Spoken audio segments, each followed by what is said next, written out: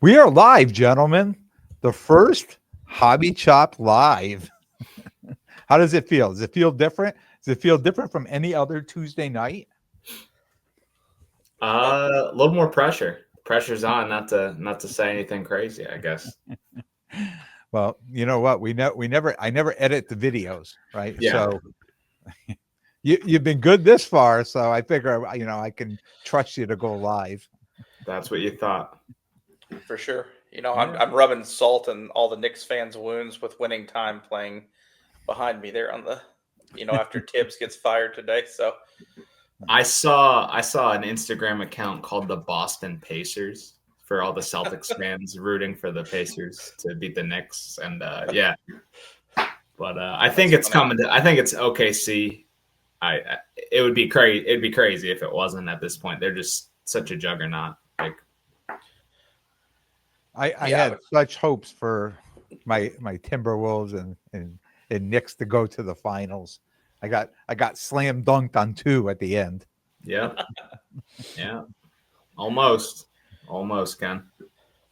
yeah, I would assume it. So, okay, see, I don't know. It's definitely going to be interesting because it creates a really long layoff for OKC, and then the Pacers actually get a kind of the right amount of rest. So, in game one will be interesting to see if there's any rust from OKC. A lot of pace from both teams, just running all the time. It's gonna be Yeah, it's gonna be crazy.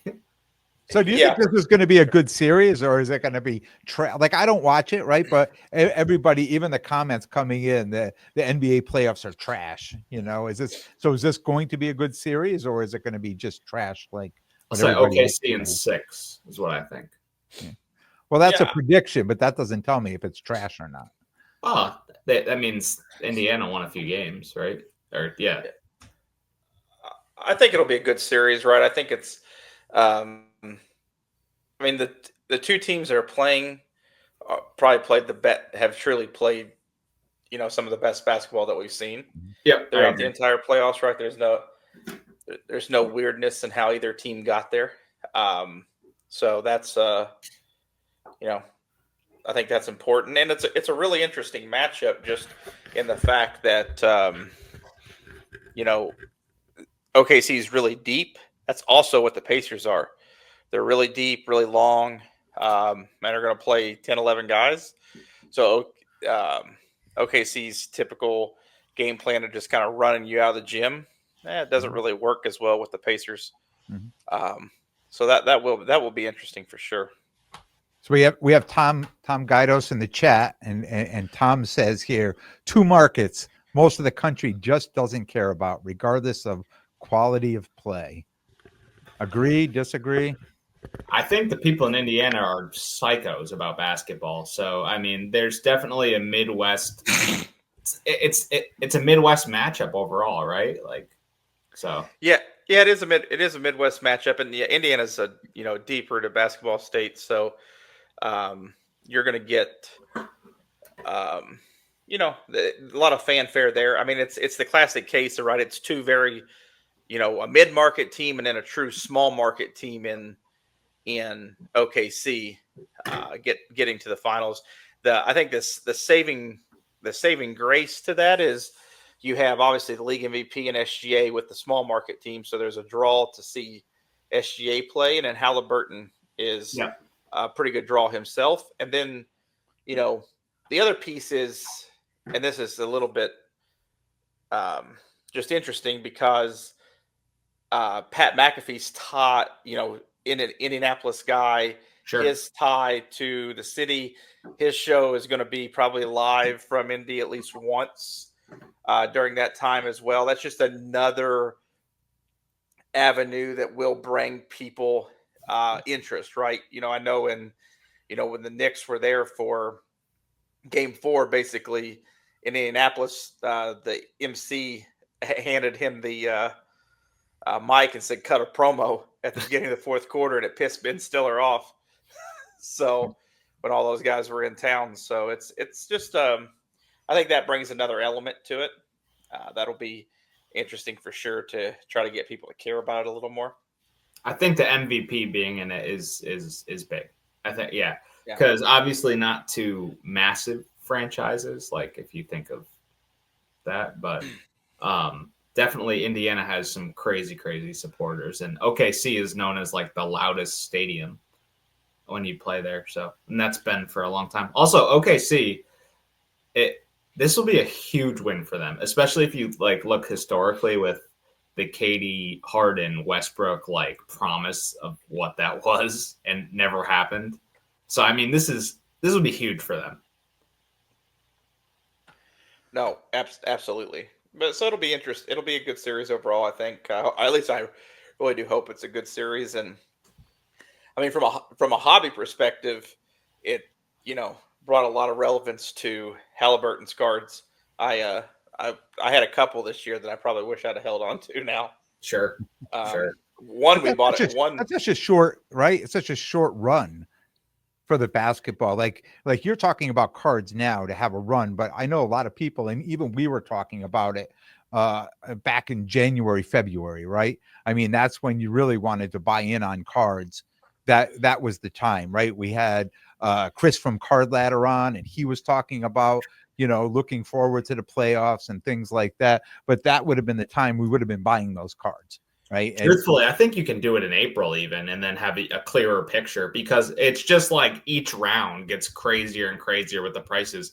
Might as well just wait, because it's not like a lot can happen in the NBA season, especially with how close some of the standings are from like, especially in the West, like from January to May.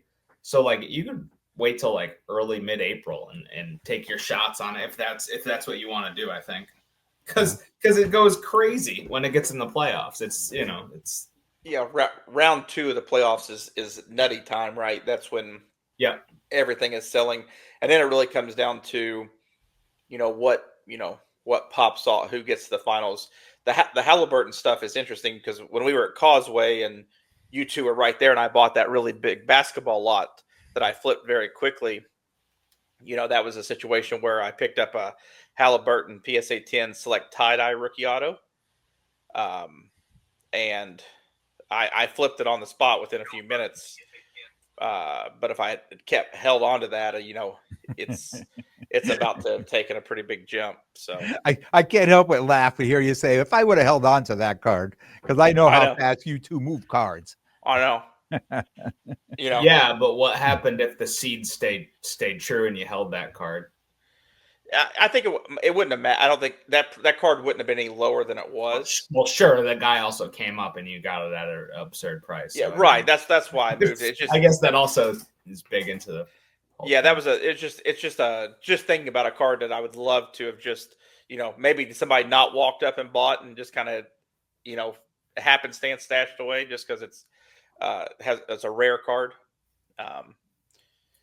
for him. And so, but anyway, that's I think that it'll be interesting to see what his market does, because he's always had a bit of a market for sure, and now it's definitely going to be a sustained, stronger market. All right, let's take a look at the chat. We had Tom saying polite Indiana trolling. I guess that was for having the video behind you. Yeah. We got Hodges 1455 gave the video like, hey everyone, all the time, every video he watches and comments on. Appreciate you. We got Bill Oakes here. What up, guys? Bill, how you doing tonight? We've got Big John collector cards. What up, gentlemen? What up, Big John? So this is like I wanted to say we're going live tonight. What could go wrong? So we're gonna get through it. We're gonna get through it. Things seem. And then also, Ken, just for us on the presentation, I can't see any of those comments come up, so that's all on you. On the right side, click comments on your right side of your screen. I can now see the comments. There you go. Look at that. Things are going. What could go wrong? Smoothly. There you go. So tonight, a couple things we're going to cover. I'll just go over them now. PSA offering cleaning service. GameStop announcing transition from games to wax. Walmart breaking, and definitely some audience questions and interactions. So let's jump into the PSA offering a cleaning service. It's kind of hypocrisy, no? Just the first thing off the, it was they came out and or exiled Kurt's Card Care, and everything like that, and then now they're like, we'll buff things out, we'll do this, we'll do that. They'll just call it PSA Card Care. They'll just buy Kurt's Card Care and then rebrand it and put a sticker on it.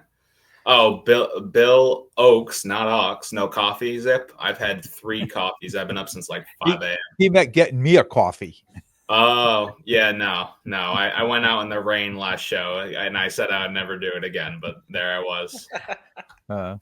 So PSA, like, obviously, right, from a business perspective, right, you're going to charge somebody $2.99 to clean their cards, right?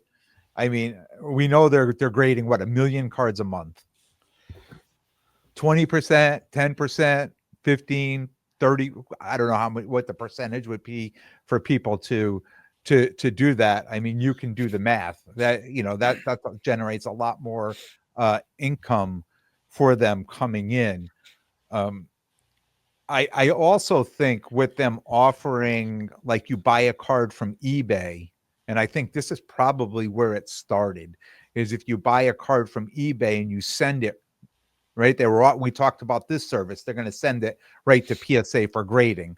Well, that would be something I would buy into the $2.99, right? And let them, wipe it down, because you don't know what condition that card is when you're buying that card and you're sending it off somewhere else. You have no idea what condition that card is in. So that may be, where this kind of started from. But they certainly backtracked from their original. And Tyler, if you just want to put that up on the There's also a ton of comments coming in. Yeah, and I think the comments.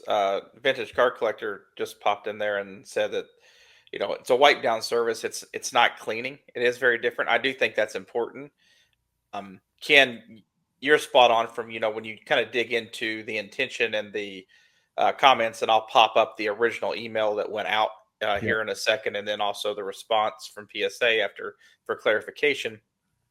But this really was meant to be in conjunction with that eBay partnership. They have made that very clear that this is a way to protect that instant degrading option through eBay, just to make sure there's no fingerprints, dust, etc. And it is nothing but a wipe down, and I'll present that now, Ken, because what went out is more than just about the card wipe down, right?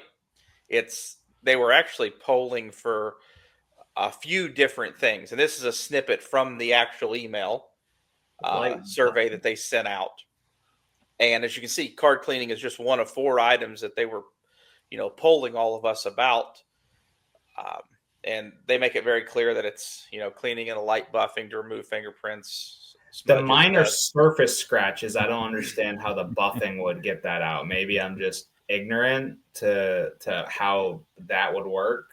Well, I think that's what got part of the response. Also prepped a few cards, but I don't see how you get minor scratches out without some sort of substance. But yeah, or anything, something on there. I mean, we all know that if you take a cloth and wipe it down, you're not taking minor scratches off a card. It does so much. It only does so much. So that's ridiculous. And also, to call it cleaning, I mean, usually you clean with cleaning supplies now. Like, at least I do. I think that's why there was clarification, and I'll pop that up in a minute. The response from Ryan Hoge, that is responding to they. Before we do that, what I think is interesting here is beyond the cleaning piece in the survey, and this is not something we had previously talked about, but the grader notes where they want to charge $7.99 to give us that information. That seems like a ridiculous price point to even put out there. Well, for it depends on the level. Like, I'm not doing that with bulk, but if I send something high end there, and I may consider wanting to cross it, having those notes could be all right. But It's good information. But my point is, you already charged more than Beckett. Beckett includes it for free. You want to charge $8 more on an already premium fee. And that $8 for something that's already known just to print on the label that seems really I hear crazy that, to but me. we're talking the premium. PSA brings the premium. Beckett does not, whether we like it or not, and that's just the truth of it. So I hear you, though. I totally hear you. But set that aside. Set the what happens after Mm-hmm.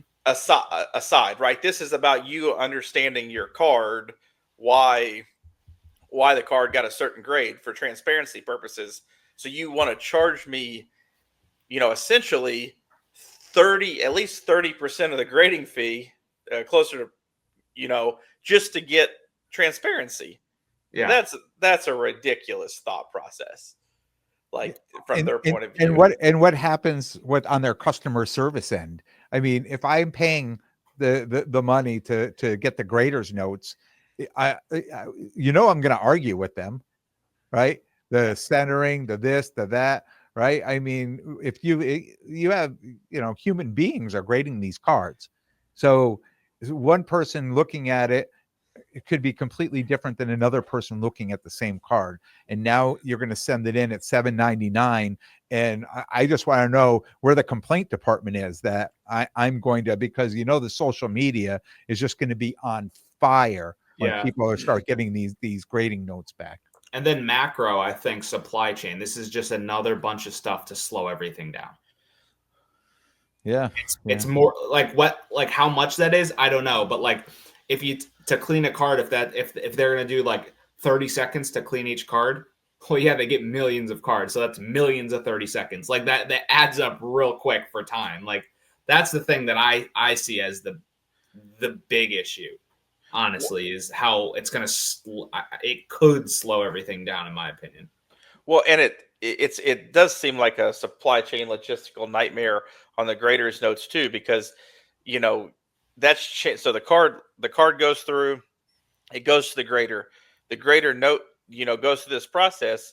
My assumption is, and Tom just popped a question in the chat about along these lines, is that there are grading notes for every single card that goes through, but now you are going to send it off, and depending on the choice of service, it gets a different label for literally just printing purposes. And that label, can't be pre-generated like it most likely can most of the way through, because it's going to have a completely different setup to include that, I would assume.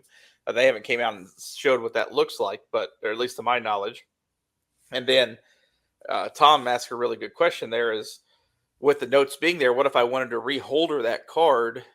Can I then pay to access those notes from the original grade? Like if I wanted to send it back in and Or in other words, reholder it. if you pay for them or not, they're going to be stored somewhere. Right. So if I become the new owner of a PSA 9 and I say, wow, this really looks like a 10, can I go online and pay PSA $7.99 or a fee, and then they're going to email me the grader notes on that card? Well, but I'm thinking about it from a reholdering perspective, because let's bring it into perspective, right? Let's use Beckett as the example.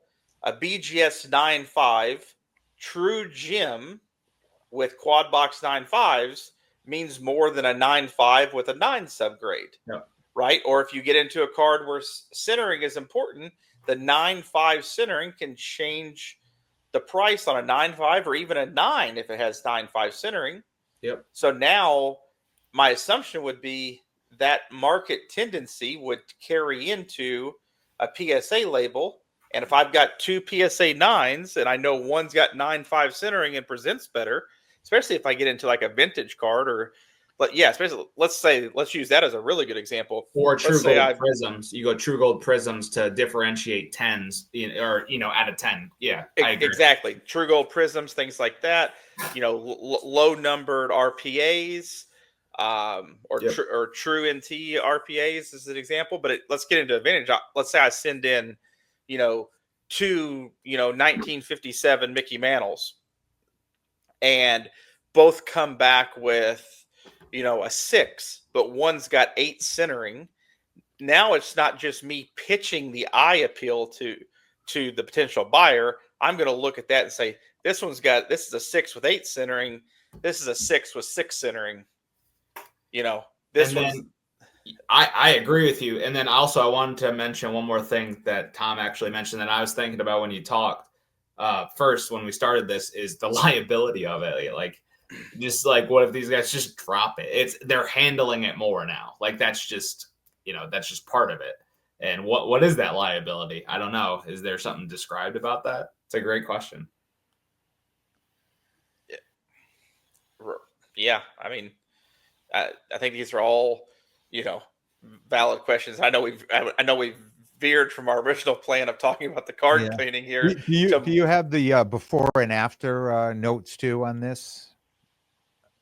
I don't know, like what they originally sent it out right here with the yes, cleaning I have, and then it just turned to a wiping service, right? Yeah, I don't have that, but I have the response from Ryan Hoge. Give me 1 second. Let me present that, okay. And I will pull that up for everybody to see as well.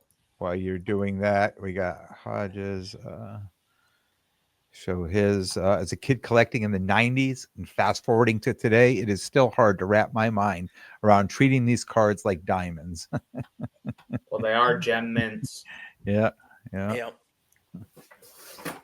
So there you go. And so here's the response and from Ryan Hoge, and it's basically says, seeing plenty of buzz about a recent PSA card survey sent to customers. To be clear, we're always gauging interest for potential new service offerings, but this is a simple survey. The wipe service is relevant as we see more cards coming directly to grading from eBay, where collectors aren't able to inspect or wipe the cards themselves. It's not uncommon for PSA graders to remove fingerprints or smudges, but this concept would make it an official service we offer. Appreciate the conversation as always. So that's the quick. So it's not uncommon that graders do this, but we realize now we can charge for it. Okay. Yeah.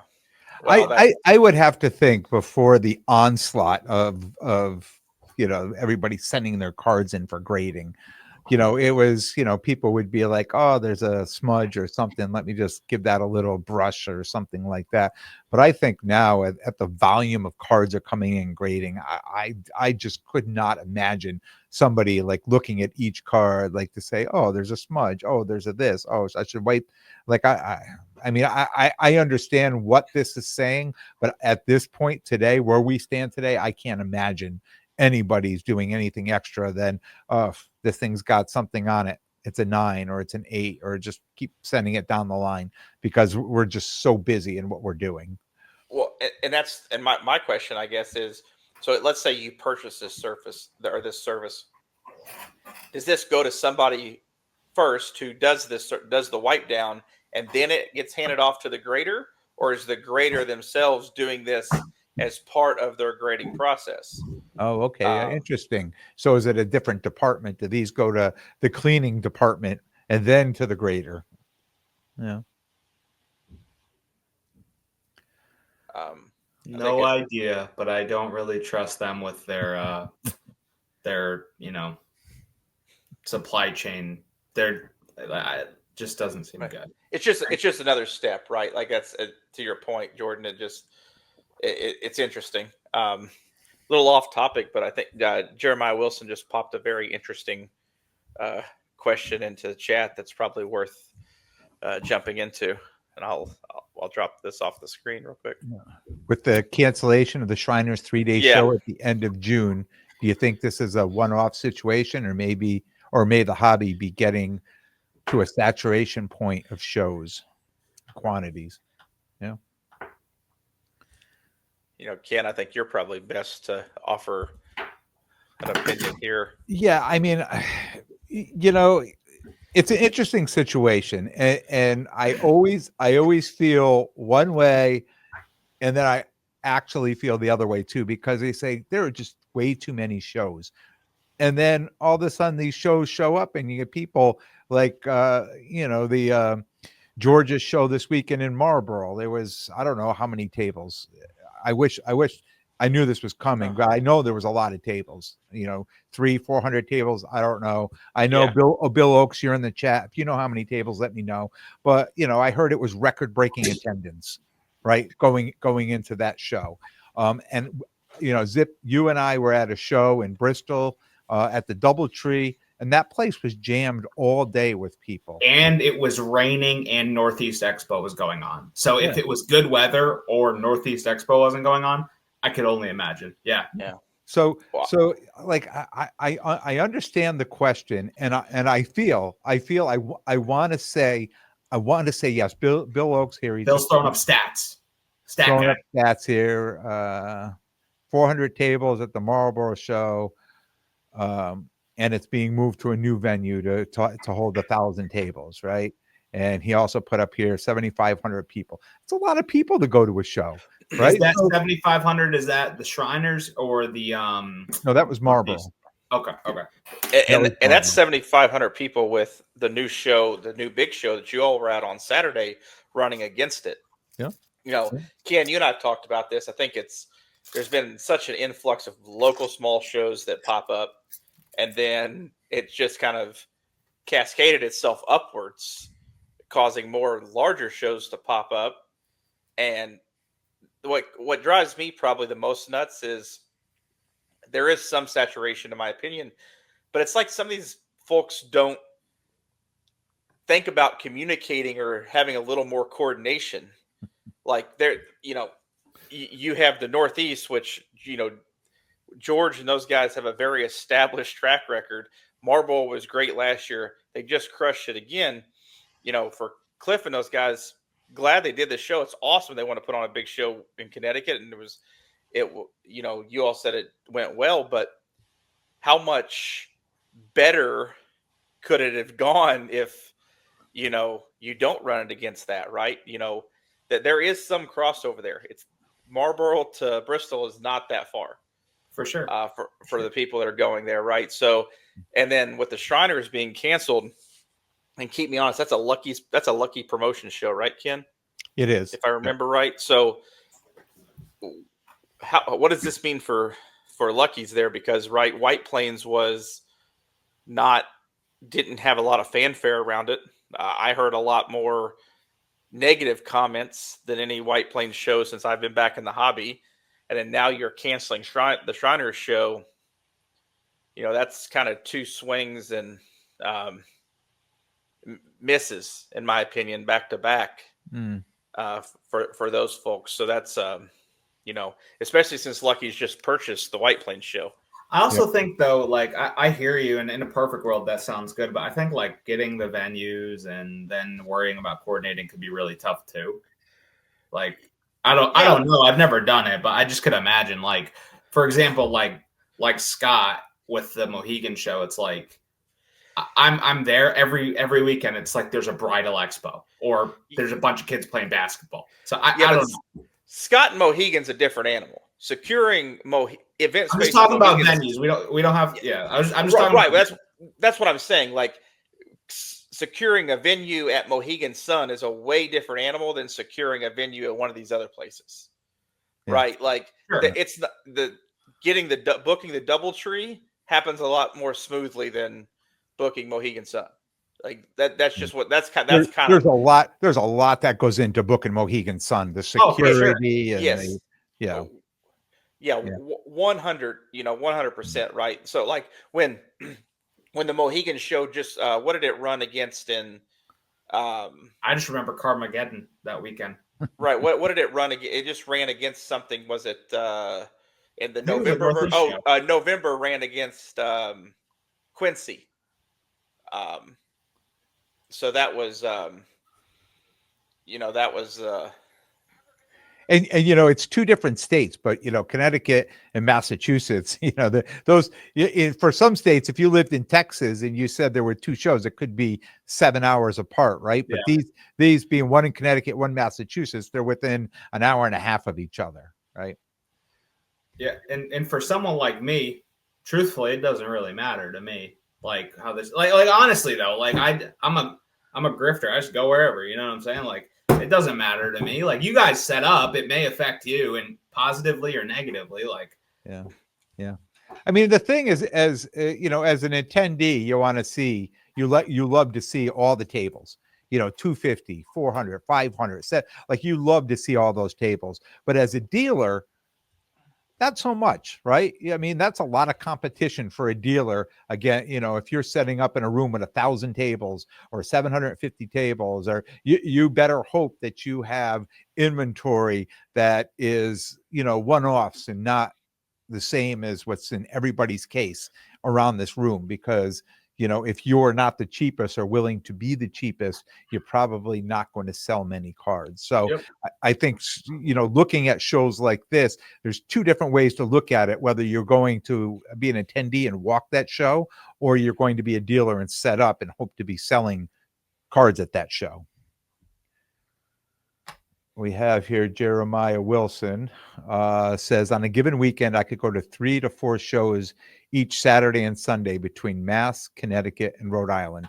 100%. And the only thing we have to worry about is the stupid traffic, because you can't get anywhere around here. The shows, if you're leaving at 6 in the morning, you could get there in an hour. But if you're driving home anytime after 11, it takes you 2.5 hours. Actually, what's interesting about Mohegan, since we're talking about shows, what do you think is interesting about Mohegan, Ken? I think it's interesting that we are going to take over the trade night coming up at the Mohegan show in a few weeks. We're going to do it Saturday night at Mohegan. And I know a lot of people are like, in the past, and I've heard this, the trade night's not very good. But we're, just worked with the promoter, talked with the promoter last night and this morning. We're going to jump on this now. We're going to do everything we can to get this to be a good time in 2 weeks on a Saturday night trade night. And then we're going to look ahead to the next show and just make it that much more amazing. So super excited for that opportunity to start running a trade night. Yeah. And we're going to be recording live. We'll have an episode. So people who are at the trade night, feel free to pop in, give us a pulse of how the show was on day one and how the trade night's going, and talk about deals. I think that'd be kind of nice to get like an in the moment conversation about deals, maybe with some people on what they did and their strategies and why. I think could be kind of cool to hear from a different, plethora of people about that. Yeah. It'll be that's super exciting, and appreciate Scott giving us the opportunity, right? Absolutely. To shout out Scott. Yeah. Shout out Scott. Absolutely. But Jordan, to your point there, like, right, it's not just what's going to happen, us helping participate in that trade night. It's not just about what's happening at the trade night. Sure, that'll be fun and great too, but at the same time, you kind of get that perspective, right? That first day perspective. And if somebody wants to pop in and listen who didn't go on Saturday and is considering going Sunday, it might give them an opportunity to get a pulse on the show from many points of view and help them make that decision. And hopefully we'll be able to bring some of that awareness out there, because I know Saturday tends to always be a big attendance day, and then Sunday is a little bit slower. Yeah, and to be fair, it's this weekend. It's a holiday weekend too. Especially, I think one of the bigger holidays that impacts our hobby specifically being Father's Day. Yeah, Tom. As I just said it, like literally, like at the same time, like Father's Day. Like I have plans with my son, or Sunday. Like, let's think about this just a little bit. No, it should help attendance. If it was Mother's Day, I would say it would affect the show because we'd all have to stay home with the wives, right? But it's Father's Day, right? So they should. So maybe it will be interesting to see. Do what you want to do. It's your day, right? So there may be record attendance on Sunday at this show. I think Father's Day will help attendance. You know what? I hope it does, and I'm not betting any more rounds of golf at the moment because I'm down in the hole too. I owe Tyler 2 rounds of golf still. Yeah. Now, from a personal perspective, it's also U.S. Open Sunday, so that's a personal holiday for Tyler. That's really important. which also happens to always be Father's Day. So that's that's where my attention will be at a lot on Sunday, especially in the afternoon. But yeah, I do think it'll be good. It should be good with it being Father's Day, right? Because there will be, their day, or bringing, fathers bringing their kids out, and doing something they both enjoy. So that's certainly a positive thing. But yeah, it'll be a lot of fun. I'm looking back. I haven't done a show in quite some time due to being away. So it'll be my foray back in. Yeah, absolutely. may A not good have show a to lot- come back People- into too. I think. People were asking in the chat, like, who's this third guy now? I mean, I have we know. seen him Yeah. before? Yeah, I know, right? So it'll be a good time. Yeah. I'm looking forward to it. I need to add inventory. So I may have a showcase there and then just be walking around and let somebody else open my Tyler will have a showcase. bunch of cash Saturday, and then we'll see what happens staying overnight at the casino for Sunday. You may have a lot more cash or a lot less. Well, I'm staying Friday night too, so Oh, it's a real roll of the dice. It's a doozy. And I know too. I know too at a lot of shows. If the trade night's good, people will come later in the day on Saturday, walk the show, and then make sure that they're there for a trade night. And I hope that's what we can do, for this one, is get people, to come a little later in the day and come to trade night, because we're hoping to make it as great as possible. Got Ziggy in the chat. Cheers. Well, and that's one thing too. I just wanted to, shout out to everybody as we think about what we'd like to do for trade night and how we can work on it. If you have suggestions, feel free to drop those in the comments as well. We'd love to hear what you all think makes a good trade night. I know there's a lot of opinions, but we'll kind of put our heads together and come up with our best strategy, and then what do use you this guys really think for going forward. What do you guys think, and what makes a good trade? Now, I have one thing on the top of my head, which is pretty obvious, but it's also important.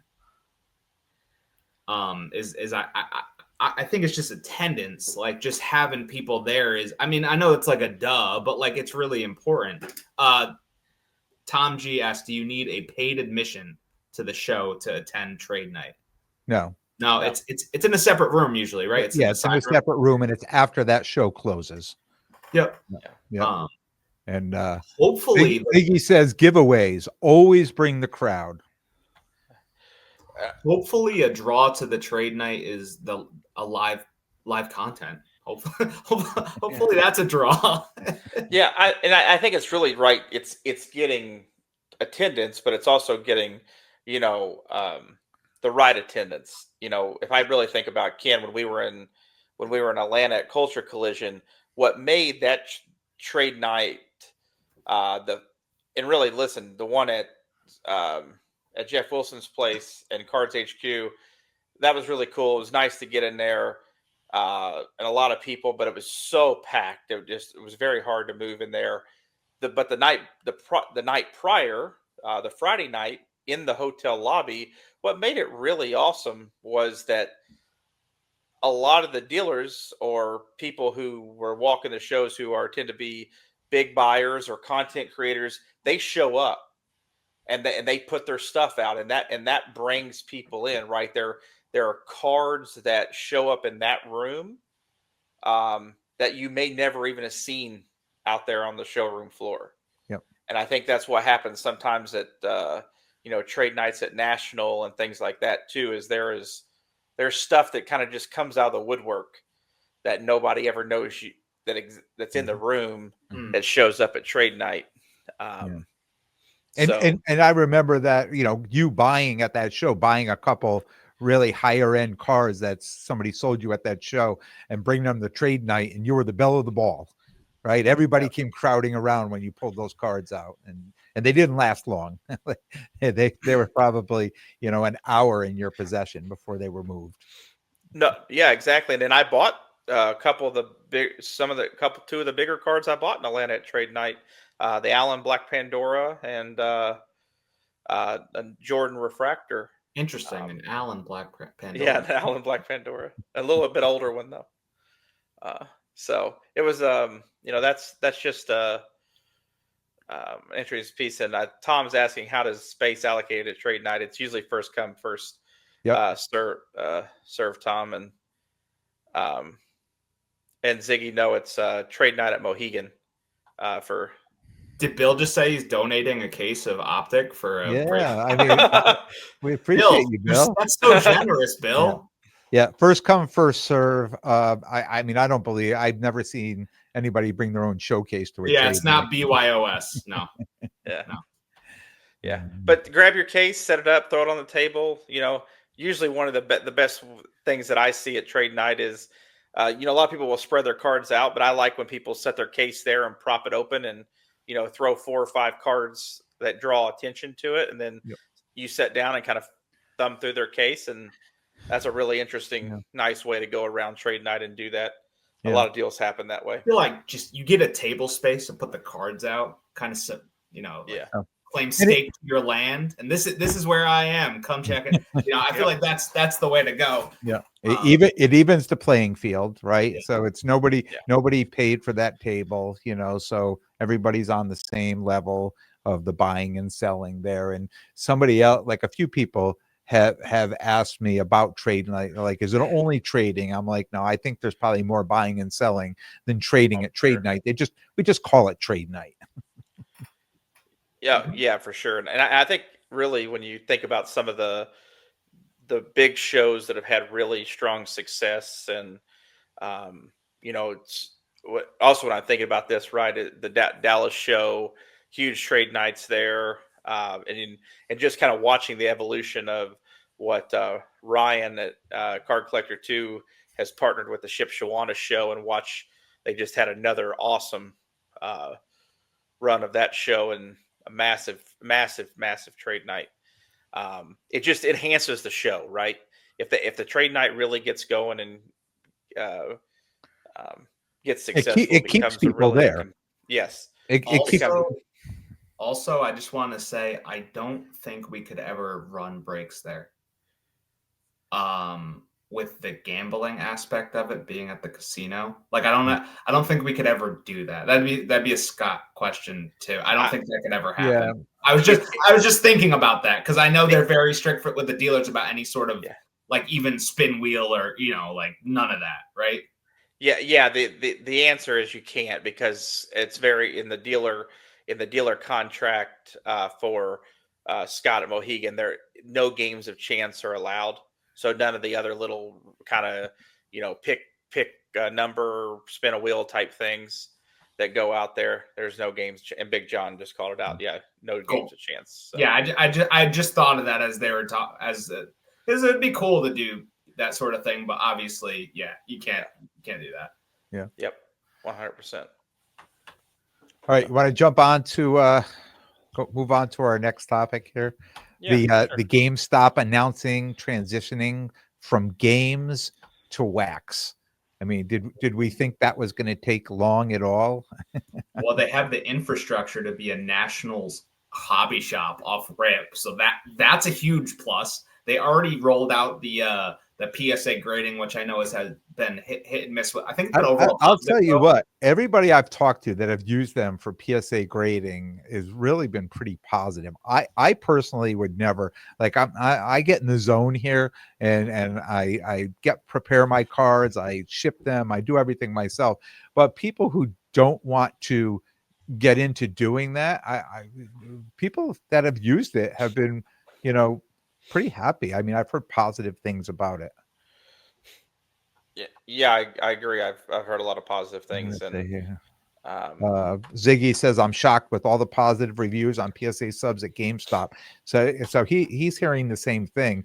And and I know we have 3 GameStops like within 10 minutes of me in 3 different directions. And I talk to all the 3. I go in there, I talk to the managers, and they really know nothing about card. They know stuff about Pokemon and games, but they really don't know that much about trading cards. And I mean, they're just following what they're told to do. They have their their directions on how to do it, and it seems just to be working well. What did it say? Bill says Not good for local card shops. They are also upcharging 20 to 30 over retail. That's on the cards though. That's not that's the wax. I mean, that's not the grading, right? Yeah. Yeah. Unless you could just be a local card shop that can undercut them. Yeah. You know? Yeah. I know it's not easy, but like, you know, every problem there's a solution. Yeah. And shout out to Sports Card Investor, those guys, for the graphic that I grabbed just to throw that out there. But yeah, it's really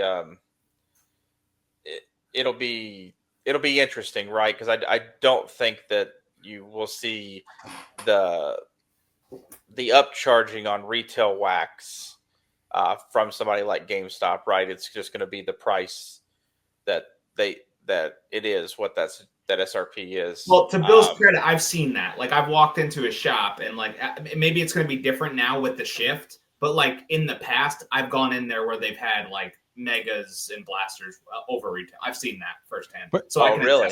Yeah. I when they do have, very rarely can I hit them when they have, but the last time I did go in and I got an optic blaster and I got a Don Russ Mega, and they're both very reasonably priced. The Don Russ Mega was $49.99 and the optic blaster was $26.99. So I know I go, there is one of the stores that has like hobby boxes and things like that are super high. I mean, when I go in and I see the prices, like I could go to eBay or go somewhere and buy that. But for the retail stuff that they're bringing in now, that's being sold, on the retail shelves now, they seem to be, if you go online to buy them, it's more expensive. But if you can walk into the store, you're paying basically a retail price for that wax. Another place that has cards, a little offshoot, but still, I guess, in the same realm of this topic is Lids. I've been at Lids and they've had cards. The hat store. Yeah. You seen that? Yeah. Somebody else had told me about that, and I was at a mall in Massachusetts last month, and I said, wait a minute, there's a Lids there. I ran in. I said, guys, have any cards? And he's like, yeah, right here. And I mean, they didn't have anything I wanted to buy, but it was definitely. And then Dick's Sporting Goods has it. So I think a lot of these brick and mortars are trying to utilize this of probably lost business. Yeah, there's all kinds of places, right? Cracker Barrel has cards, right, behind the counter, which is weird. Or the bookstores have them too. It'll just be what'll be interesting is, do they expand into having a lot of hobby product offering? If they do this, do they do it in partnership in some way with Fanatics? Right? Is this Fanatics' way to, without creating the view of a monopolized situation, their way to partner with a big name brand to come up with the first chain of hobby shops, and if they do that, then how do they treat pricing, right? Because that'll be really, really interesting, because Fanatics could say, we're going to give you allocation or wholesale access here, but you can't go charging a super premium. So yeah, there's my boy. Every GameStop didn't look like a tornado blew through it constantly. It would instill a little more confidence in them. We had another great comment back here, right here, because people may not know this. True Value, Ace True Value, also selling cards now too. Best Buy, True Value, gas stations.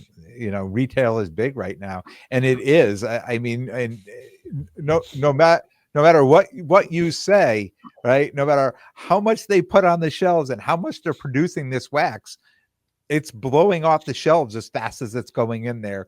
And there's a secondary retail market, or not a retail, like a secondary market that's being sold at these card shows. Like, you go into the card shows, all that wax is marked up from retail, right? So it just shows you how big, retail wax still is.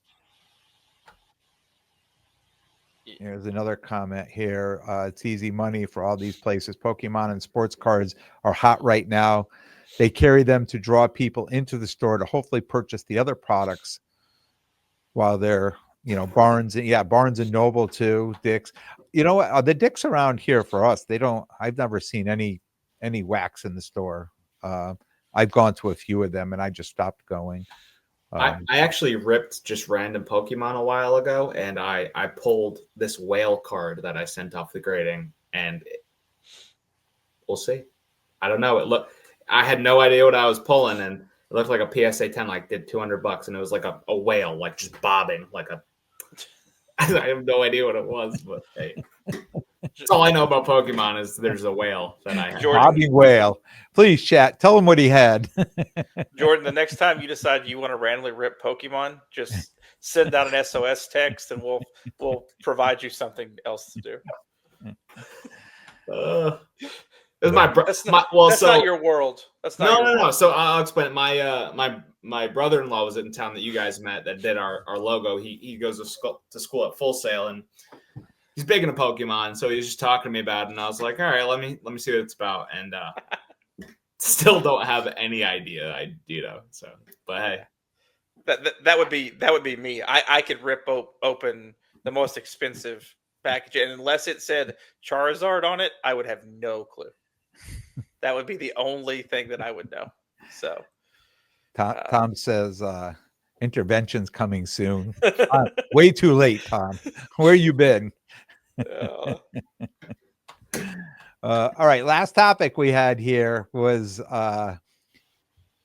Walmart breaking. This was something that we just don't even want to hide backdooring it anymore. They just like, we're putting it in a break. MJ Holding. Yeah, that was very funny. I mean, even now when you go on to Walmart to buy stuff, you're mostly buying from a third party. You're not, most people don't know that. You go to Walmart and you're like, oh, look, it's in stock. I can buy it. And then you're buying it and you find out it's coming from like GC Collecto or some other third party place that's sending it to you. But yeah, I was super confused when that thing came up this weekend, and it was like, oh yeah, the new Walmart breaking site. Or what is going on? I mean, they're doing this on Facebook. I don't know. Do you have that to put up? Do we have that? Yeah, I do have it. It's I grabbed the graphic from the guys at Sports Card Investor again. Yeah. Tom says hearing Walmart getting into breaks made my eyes roll back in my skull. I know, just that's what we need. Just one more breaking platform, one more. Here we go. Here. Yeah, and so it's again. This is right. They're doing a very strategic partnership here with We the Hobby. Yep. And they're doing it on two different platforms. If I remember right, somebody keep me honest. I was trying to see what. I know one was Facebook. I'm trying to think of what the name is. They have a. They have a like a Walmart live as well. That's just like through them, but then there was another. Talk Shop Live. That's what it is. Talk Shop Live is the platform that's being used for this, and that's and that's kind of all we really know at this point, right? But I think it's a very and if you're We the Hobby, great for them, right?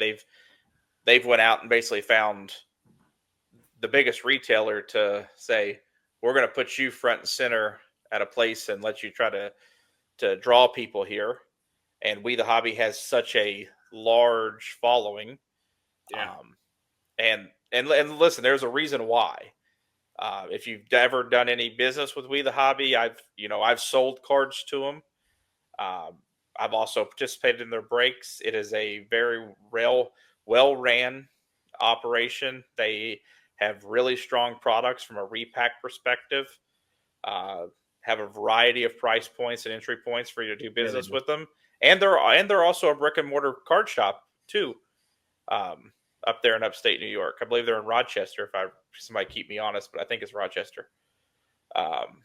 So, good for them. That's what I would say. I not a fan of Walmart getting into this, but I will commend We the Hobby for getting this deal done. It's a good win for them. They were also breaking on Whatnot, correct? Yeah, Whatnot, Fanatics Live, I'm sure. Yeah. But I don't. And somebody in the chat, if you know anything about Talk Shop Live, I personally don't. But that's the, that's the platform. So I would assume We the Hobby is going to continue to use the other platforms, unless this is some sort of exclusive deal. I have not. They're live on Whatnot right now. I just went and looked. I'm not gonna lie to you. I'm not gonna pay attention to any Walmart Live. This doesn't move the needle for me. Like I could care less, honestly. I just whatever. Walmart. Well, I was about to say, how often do you get into breaks? I mean, I don't think you're really getting into many breaks these days, right? No, No, not really. No intervention needed. Yeah, I'm not doing a ton either, right? But it's going to be more repacks for me if I am. I do have something to trigger Tyler though. JJ, I can't wait to Sam Howell's the starter in Week 12 because he sucks so bad. The Vikings are 4-8, and they turn to Sam Howell. But yeah, the real interesting piece will be, does Walmart, help funnel wax product to We the Hobby beyond what We the Hobby already gets, right? Which is a very large allocation, I'm sure, because they always have, a lot of product on release days. But now you're partnering with, not just somebody who has the ability to buy retail wax at mass scale and sell to you. Yeah. They can pass some sort of middleman on, but there's also the fact that Walmart does offer the third party reselling as you're attending to, right, which is their direct competition to Amazon. I was just thinking, wait till if Amazon does this, they'll just blow everyone out of the water. Well, I was literally just thinking that. Walmart for years never offered any third party through their website, but it was all in response to Amazon, and they've had a lot of success with it as well. But they could, broker deals from people who are selling as a third party through their own platform to get wax to somebody they're partnering with from a breaking perspective. Because we all know when you're getting into this breaking game, as long as you've got product, you have a way to make the money on it. It's just a matter of getting your hands on the product. And so if this could become a landscape shift in how product is sourced. So I think that's really what probably moves the needle, is how does that play out versus me personally participating in this. It could have a trickle down, effect and potential impact to the supply of retail wax or other wax through Walmart and their channels they offer. Mm-hmm. There'll be more people for me to purchase collections off of locally. I love it. There you go. All right, this was a great first live episode. Should we? You want to wrap it here or rip a couple rapid fire questions? Yeah, let's. We'll throw it to the chat. If you guys have any questions, throw it to us, and then we have a couple announcements before we end.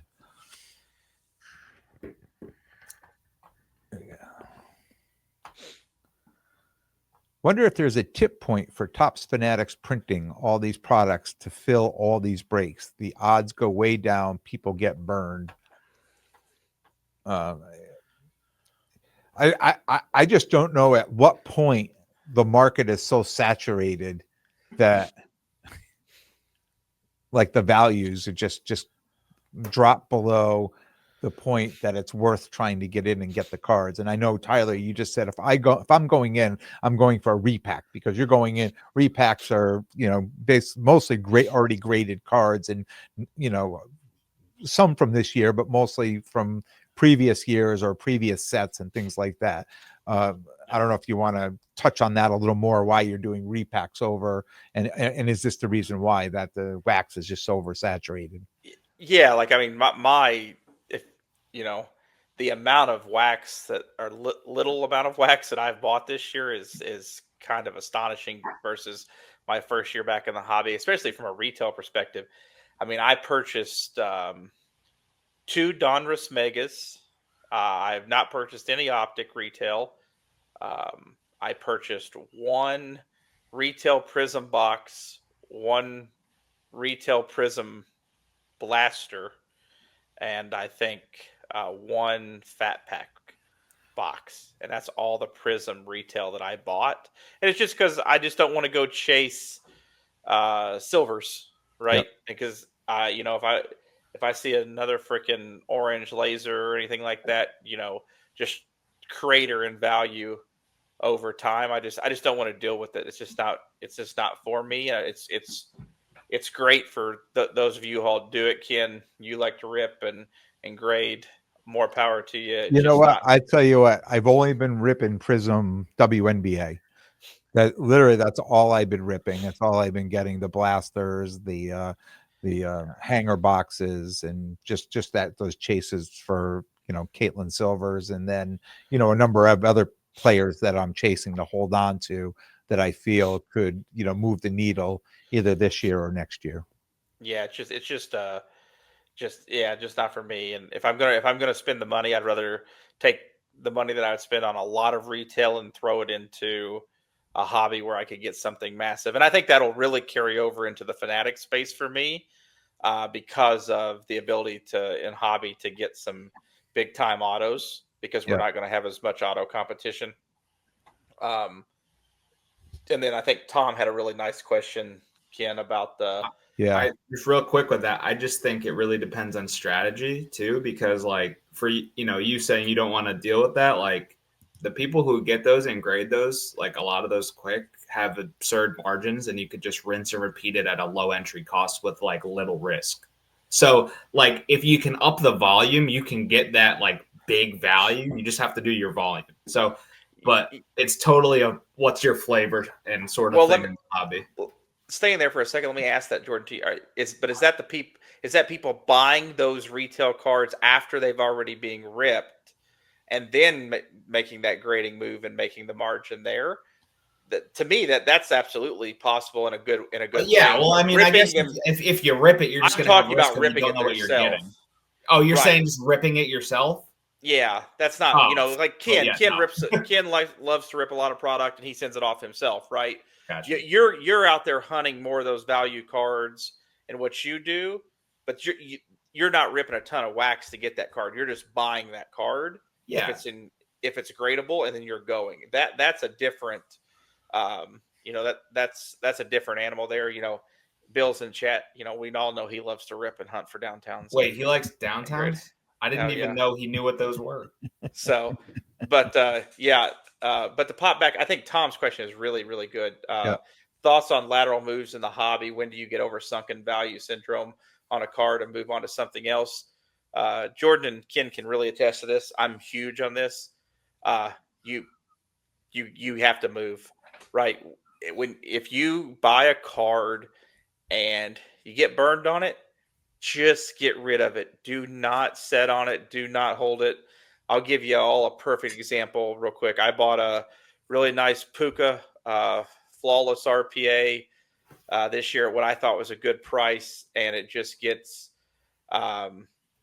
crushed. I just got crushed over and over, and I just said, okay, I'll pull the trigger and take my loss. I'm not Ken and I talk about this all the time. Every card's not going to be a win, and anybody who tells you that it is, they're lying to you. Take your beating, move it on, get it into something you can make profit, because I'd rather take $100 loss on a card and get that $100 back through the next 5 deals. Yeah. And then now I'm back to even. And remember, the longer you wait, the worse it gets. I just saw you look to your left, Ken. I assumed you were looking at a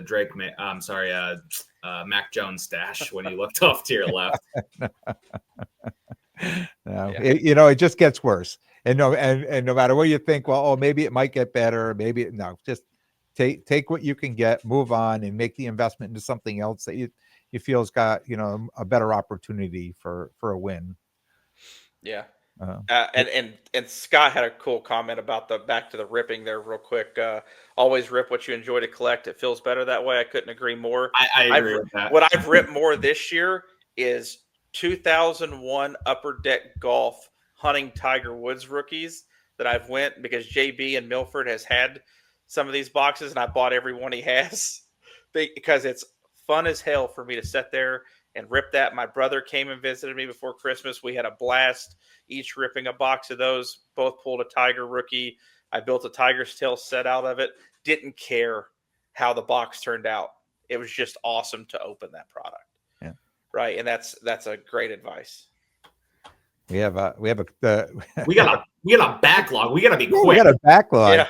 Sports Card Dad's in the house. Caitlin Clark advice: buy, sell, hold. If you have numbered Select and Prism stuff, I think you should sell them immediately to me. Nobody else. Just come see Big Ken for those. But no, I anything numbered of Caitlin Clark, I hold on to. Anything numbered, anything not numbered, just depending on the rarity. If it's super short print, I'll hold it. But if it's a common card, I don't mind, either grading and selling or just selling the card. But I think over the long run, just me, I think anything numbered is going to be more valuable down the road. And I think there's also an opportunity if you do want to sell that in a shorter term instead of a long-term hold. Playoffs could be interesting. Yeah. That could be very interesting to see the market, and then even after the playoffs, next year becomes second year stuff, right? And you know what happens with second year stuff? Everybody's still looking back to the rookie. We want the rookie. We want the first year. We want this. We want that. So I just think that hold into next season. Even like if you want to make the move during the playoffs, if it's hot and that card has gone up and the price is right for you, like move it. For me, I'm willing. I'm sitting on cases of blasters that I'm holding those till next year. I'm not even touching those. I'm holding those till next year because I think at some point people are going to want to go back and find that stuff, and that first year stuff, the value, even though they've overproduced it, I still think the value is just going to keep going up because there's such a demand for her. Nothing. Me? I mean, do you know my thought process? God says hold Clark. I mean, it's just like I just always think is like, okay, I mean, it has to appreciate at a crazy rate for me to hold it rather than just reflipping the money over and over and over again, because I just like that rate has to be like, I don't even know. Tyler would probably have a good estimate of blank number X because Tyler, you understand what I'm saying, right?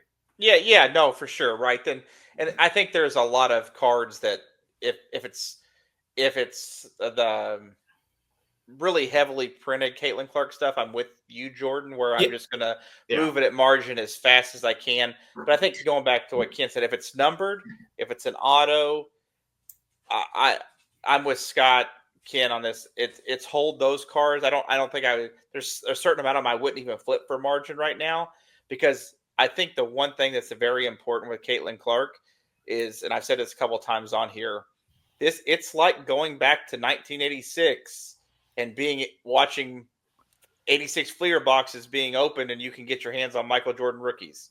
She is going to be a generational she's a generational game changing player and will be the best player. She is that person. And there's nobody that's, going to touch that for a while. I mean, before she got hurt there, right? She's already, third in WNBA history in triple doubles. And, that was 3 games into her second year, right? Like, that's just mind-boggling that it just hasn't been done as that often because she hasn't got that many of them. I think it just shows you she brings a completely different element to the game that has not existed there. And then there was a comment about Angel Reese cards up there, and I would just say, just watch keep betting the first shot attempt. Oh, that scare videos, or whatever is so great. I love it so much. Ken, have you seen that? There's these group of guys that they get together and they've like consecutively like just bet every single game for Angel Reese to miss her first shot. And what is it like? I saw like 6 in a row. It could be that's just the one I saw today. 6 games in a row, and they're just like snowballing the money, right? Yeah, it's wild. I mean, she hasn't done a lot of things to help herself, in my personal opinion, but it's really. I know she had a tough off season. She had a tough ending to the last season. She had a tough off season, and with the people that she has surrounding her that are really supporting her, I really expected her to show up like a different player at the beginning of the season, and she didn't. But I think she's just not good.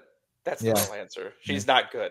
Yeah, it could be. There are 30 players in the WNBA that are better than her that I could name, and I'm terrible at knowing who's in the WNBA. She's really bad. We got Billy's good. Hey Ken, who do you think will be the best buy from this new class? Hunter, Cam Ward, etc. And like right now, I don't think any of them are a good buy. Honestly, I mean, I'll sit back and see what happens as we move in. But and I've talked about this a number of times. I really think this previous class, this 2024 class that we're getting, that we're still going to be chasing them next year.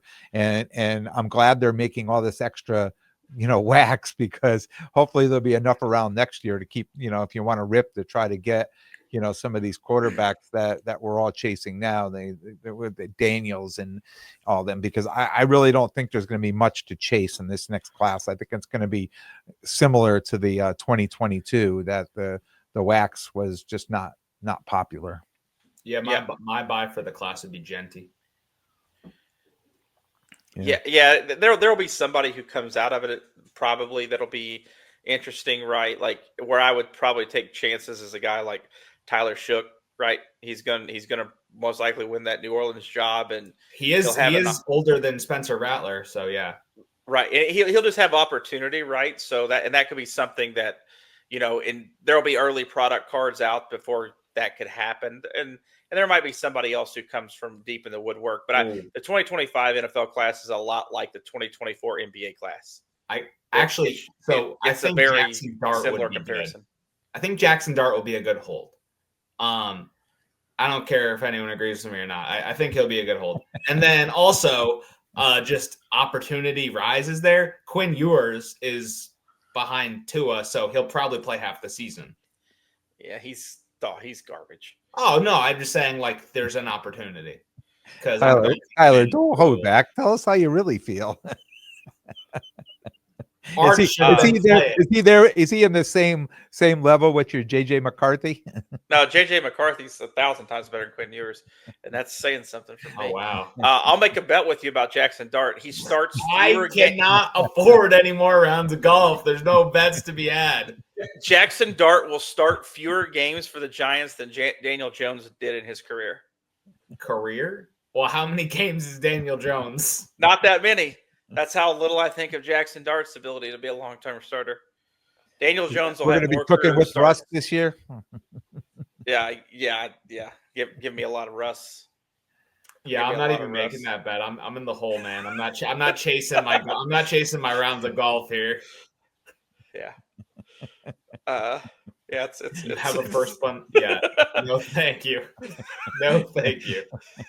But yeah, that's I don't know. It's just a class. Yes, and I know JJ sells great because everybody drinks the Kool-Aid and likes some JJ, but he's still garbage. He has pretty good weapons. Yeah, Justin Jefferson's gonna hate him. He's gonna be so open. They were hanging out at the basketball game. They're hanging out at the basketball game. They're boys. About the time the kid misses him for the 18th time in a row. Well, Sam Howell starter. You know my rule. Sell them all in August. before the season 100%. starts. 100%. So I just get JJ is going to be the next freaking Justin Herbert. I almost said something I shouldn't have. JJ really gets you right. If I didn't know better, I would think you're like the biggest Ohio State fan. No, not at all. Like with the hate. Can't stand Ohio State. Can't stand Ohio State. Bo Nix way better than JJ McCarthy. Oh my god, way better. Bo Nix is a winner. Oh my lord. What do you like? What do you think the over under for wins is on Minnesota? That's like 9.5. A whole lot of this. I don't know, Billy. You know, maybe you're. Please don't compare him to Brock Purdy. Please don't do this. Brock Purdy at least had a few 300-yard games in college. JJ McCarthy has one. He couldn't even throw for 300 yards against like Podunk State. The over under is 10, or is it not? Is it to be a round number strange? Are you sure it's not 9.5 or 10.5? It's probably something. It's something probably around that number. Yeah. Bill, they could win 11 games, maybe more. It's interesting. I mean, you got to win 11. You got to remember they got to play the Lions twice. They got to play the Packers twice. The Bears revamped. That's four. Bears losses. Revamped. That's 4 losses. Yeah, but the Caleb Williams is starting there. He's in much better. Ben Johnson. Yeah. Well. Yeah. So you wait. So all right. Let's just 1 second. What give I'm curious now. This like deep quarterback class that we just had. What are your power rankings? Oh, it's Jaden Daniels and Michael Penix Over Drake May. Over Drake May, yes. Both over Drake May. Well, yeah, Daniels over. Drake May has the I'm not a winner problem too. Kid had all the offensive weapons in a watered down ACC and never won. Blew big games left and right. All the skills in the world. It's a lot of Justin Herbert, but still got to win games. I feel like Justin Herbert's not like a failure though. Like, what has he ever won? Tell me. It's still early, man. Early? He's 6 years in the league. He hasn't won a playoff game. And how long? And quarterbacks play like 15 years. He hasn't won a playoff game. I can't argue with that. People I love just him think it's because a little early to be out on Herbert, honestly. I'm not saying I'm out on it. I like him way better than all these other clowns that we're talking about. But, you know, I'm with Bill. Give me CJ out of the previous class. But, yeah, Daniels, Michael Penix. You didn't read that whole comment, Tyler. I'm ignoring the Bryce Young and AR pieces. AR's not going to win the starting job. CJ there. That was literally a third of the. You're like, I agree with Bill, and then stopped a third of the way through the comment. So Daniel Jones is going to be the starter there, but yeah, I mean Drake May with Vrabel. Well, I think he'll be fine long term. It's kind of like I kind of view May the same way I view Nix with Sean Payton. Right? If they put good systems around them, they could be successful quarterbacks. But I don't think either of those guys. I mean, Nix, I think probably has some great leadership qualities that could really, change it a little bit. Yeah, he had 2 doctorates for how long he was in school. So yeah. Well, where I think the guys that can really make people around them better will be Daniels and Penix. And Daniels clearly has already shown what he can do. The reason I'm really high on Penix is nobody in the class was more accurate with him. Arguably the strongest arm, and he has all the right weapons. Right, like you saw it in the last couple of games, where there's the play in the last game of the year when they're playing the Panthers. He throws this little nice out to Drake London, and Drake London drops the ball. Or actually, the DB actually makes a pretty good play, rips it away. He just goes right back to it, and he just puts it in the same spot every time. Drake London, those guys, it's gonna be awesome, right? Because he can put that ball there every single time, and just with that, it's just gonna be has a lot of upside. I mean, and all the weapons are there, just all the weapons. Hold on, can you go up to what Bill just said about Allen? I'm assuming he put the arrow incorrect. less than Burrow, and who's Lar? I think AR. There's a lot wrong with that comment. I'll let you adjust yourself. Yeah, I'm not for you're a sure what Bills that is. fan. Yeah. So I'm not. let's revamp that. But yeah. Oh, Lamar. Oh, Allen Allen. Oh, Lamar are the top QBs to okay? Yeah, So listen. because it goes Allen is less than Yeah. Burrow and Lar. I was like, I don't know. But Burrow at least Burrow has shown that he can get there, and that poor dude gets no chance. He's got. I mean, the three of us could have started on that defense this year. Look That's who how just bad they popped were. in. The guy who has the Caitlin Clark voodoo doll. So, but yeah, go buy a lot of Burrow. That I'll keep buying Burrow. Yeah, buy Justin Herbert. yeah. I think, and I agree with the CJ Stroud too. I think this deep quarterback class that came in this last year overshadowed him, and everybody was running, trying to spend their money on all these other quarterbacks, and I think he quietly just played very well. He's definitely a starting quarterback, and like you said, he has a ton of weapons over there, and he can really pass the ball. Like he has. Everybody he forgot about CJ. Like, all his weapons got hurt. Nico spent time out. Stephon Diggs was out for the season. And listen, at the end of the day, the Texans are playing in the AFC South. My Colts can't figure it out at quarterback. They're just going to rack up wins. So they're going to be there in the playoffs. And CJ has 200% the amount of playoff wins that Justin Herbert does. So just everybody who loves Herbert, think about that. I don't love Herbert. I just don't think he's bad. I don't know. Like, I don't think he's bad. I have two dynasty teams, and somehow I ended up with him on both of them. It's also like I don't know. It's like he's in Mahomes' division too. Like I don't even like what. That's tough. Like, am I crazy? Like, dude. Like, I don't know what to tell you. Like, imagine being a good quarterback and Brady ran the East forever. They had competition. I mean, it's just because Mahomes is in the division, you're only playing him twice a year. You're playing a 17-game schedule. But okay, the Mahomes in the division, I'll give you that. Bo Nix is a rookie. Has just made the playoffs with took a terrible team to the playoffs in that Mahomes division. So Mahomes isn't going to keep you from being successful. He's going to make it very hard on you. But my point is, Justin Herbert never won a damn thing in college either. Dude hasn't won anything anytime. Where he might have won Pee Wee football. I don't know. He probably lost there too. Probably threw 5 picks in the championship game. But, oh my Lord. So. All right, fellas, let's wrap it up. Oh, here we go. Just one more. Jamar Chase, best wide receiver again. Real hot take there. So look, if you're still here with us, no episode for us next week. I'm traveling next week, but we're going to do, as we said, we're going to do the live episode from trade night, Saturday night, a week from Saturday. So, and I do have some interview stuff I will drop next week. So you'll have something to listen to on Thursday before we come live on Saturday night. But thanks for tuning in and listening. Please drop comments on if you enjoyed this live format. I had fun doing it. Yeah, this has been a lot of fun.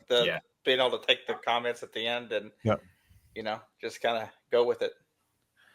Michael, you got a great job. Appreciate that. Thank you. Yeah thanks, folks. And again, trade night at the Mohegan Show, Saturday night. We're running it. Any suggestions? You know how to reach out to us on Instagram, through the Facebook group. Any suggestions, just send them in, and we hope to put a great show on for you guys in a couple weeks. Anything else, fellas, before we head out? Enjoyed this a ton. It's good to be back. Glad this was my coming back party. This is awesome. Yeah, this was great. All right, fellas. We'll see you soon. All right. Thanks, folks.